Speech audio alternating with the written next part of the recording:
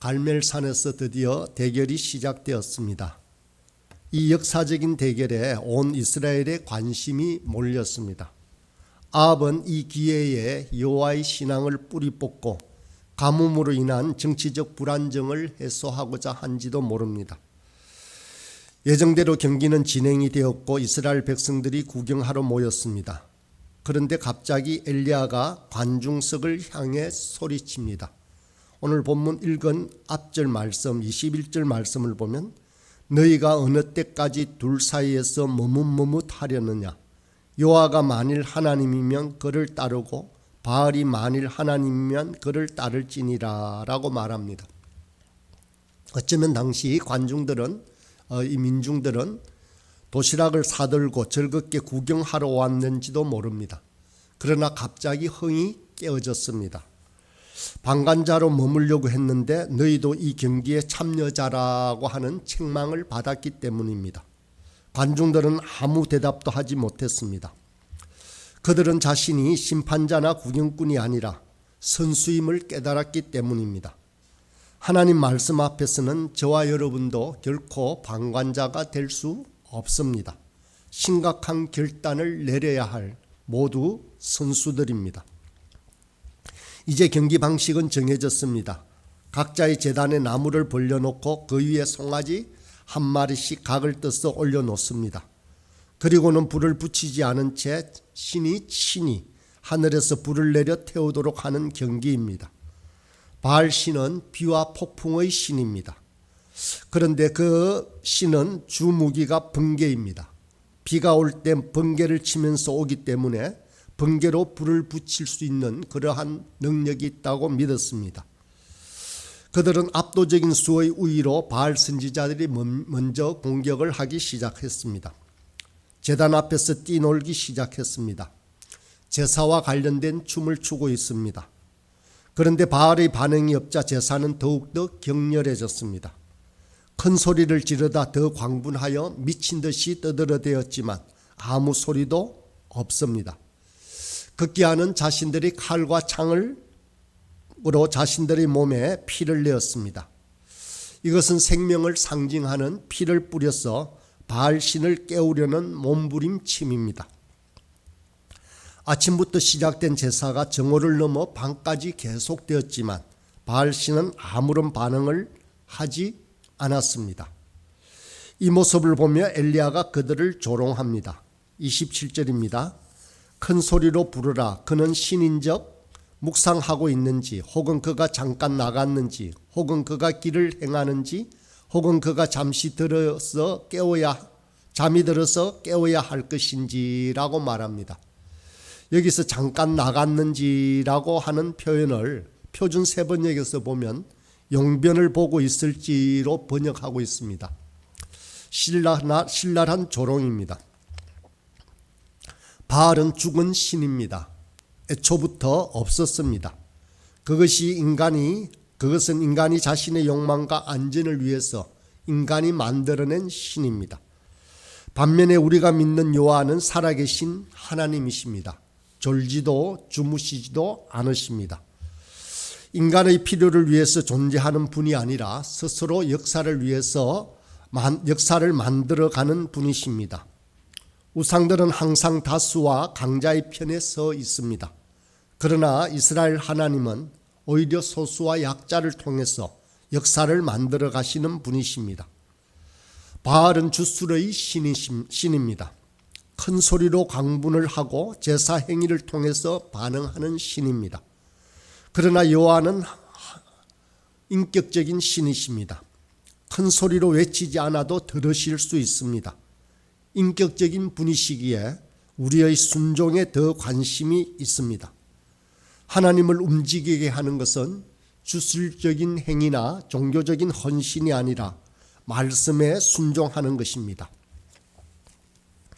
이제 바알 선지자들은 실패하고 엘리야의 차례가 되었습니다. 엘리야는 백성들을 자기 앞으로 나오게 합니다. 그리고 무너진 여호와의 제단을 수축합니다. 여기서 백성들로 하여금 무너진 제단을 수축하였다라고 하는 것은 상징성이 큽니다. 바로 이것은 언약 백성으로 회복되는 것입니다. 하나님이 이스라엘의 주가 되셔서 그들을 보호하고 복을 주십니다. 이스라엘은 여호와 하나님만을 경배하고 그 말씀에 순종함으로 이 복을 받을 수 있습니다. 우리도 제일 먼저 해야 할 것은 바로 이 무너진 제단을 쌓는 일입니다. 어쩌면 오늘날 한국 교회의 제단이 무너진지도 모릅니다. 사무엘서의 엘리 제사장 시대처럼 목자들이 도덕적으로 타락하고 무능력한지도 모릅니다. 건물만 빤질하게 세웠지 진짜 영적 성장은 훼손되어 있습니다. 바알 신앙의 혼합주의가 제단을 망치고 있는 것입니다. 무너진 제단을 수축하라는 말씀은 오늘 우리 한국 교회를 위한 그 향한 주님의 호소입니다. 건물 제단이 아니라 참된 교회의 모습을 회복하라고 하는 주님의 말씀이기도 합니다. 엘리야는 제단 주위에 도랑을 두르고 번제물과 나무에 물을 붓습니다. 물을 부으면 나무가 타지 못합니다.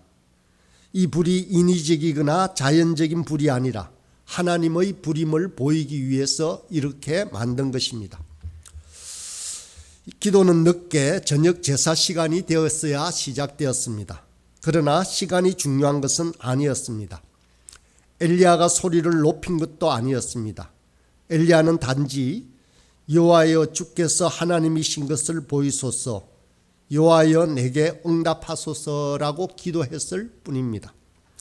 살아계신 하나님에게는 어떠한 주술적인 행위도 필요가 없습니다. 그러자 불이 하늘에서 내려왔습니다. 38절의 말씀입니다. 이에 여호와의 불이 내려서 번제물과 나무와 돌과 흙을 태우고 또 도랑의 물을 핥은지라. 하나님은 불로 응답하셨습니다. 바알이 아니라 당신이 살아계신 하나님이심을 온 백성에게 보였습니다. 엘리야의 승리입니다. 소돔과 고모라를 심판하던 그 불입니다. 이스라엘 백성을 불기둥으로 인도하고 시내산에서 불 가운데 임재하셨던 바로 그분이십니다. 수많은 바알 선지자들이 부르짖어도 바알은 응답이 없었지만 엘리야 한 사람이 기도했을 때 하나님은 하늘의 불로 응답하셨습니다.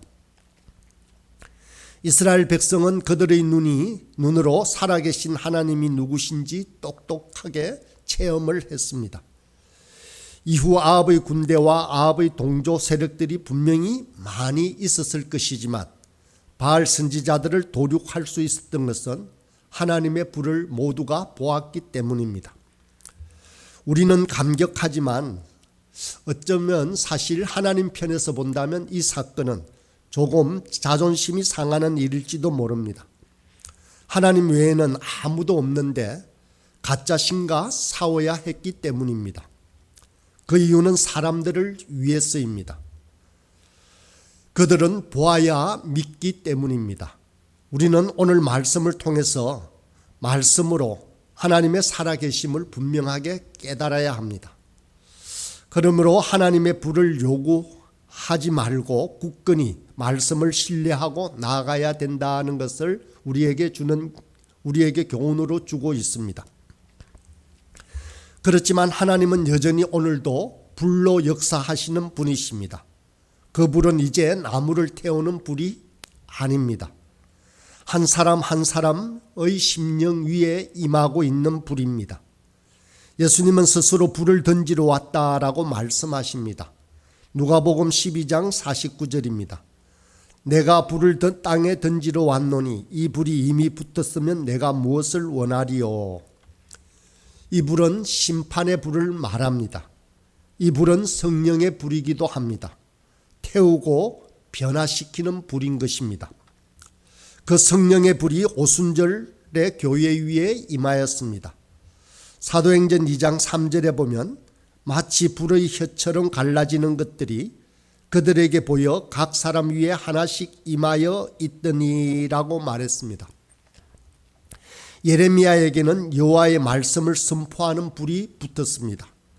예레미야 20장 9절에 보면 내가 다시는 여호와를 선포하지 아니하며 그의 이름으로 말하지 아니하리라 하면 나의 마음이 불붙은 것 같아서 골수에 사무치니 답답하여 견딜 수 없나이다 라고 고백합니다.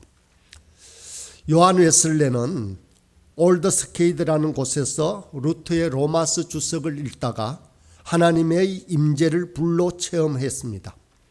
그의 일기를 보면 이렇게 기록이 되어 있습니다. 어떤 사람이 루트의 로마서 강해 서문을 읽고 있었다. 밤 9시 15분쯤 난 그 낭독자가 우리가 그리스도를 믿을 때 하나님께서 우리 마음의 변화를 가져오시는 일을 묘사하는 말을 듣는 중에 나는 내 마음이 이상스럽게 뜨거워짐을 느꼈다. 주께서 나 같은 자의 죄를 다 사하시며 죄와 죽음의 법에서 나를 구원해 주셨음을 확신하게 되었다라고 기록하고 있습니다. 뜨거움, 그것은 바로 불로 임재하신 하나님이셨습니다. 오늘 본문 말씀을 읽어가다 보니 이 말씀을 이끌어가는 중요한 단어가 하나 있습니다. 그것은 바로 응답하다라는 뜻입니다. 응답하다, 대답하다, 반응을 보인다 하는 이 단어들이 곳곳에 나오고 있습니다. 엘리야가 바알과 하나님 사이에서 머뭇머뭇하지 말고 하나를 택하라고 하였을 때 백성들은 한마디도 대답하지 아니하였다라고 기록되어 있습니다. 여기서 말하는 대답하다라는 말은 응답하다는 말입니다. 바알과 내기로 불로 응답하는 신이 누군가 하는 것이었습니다.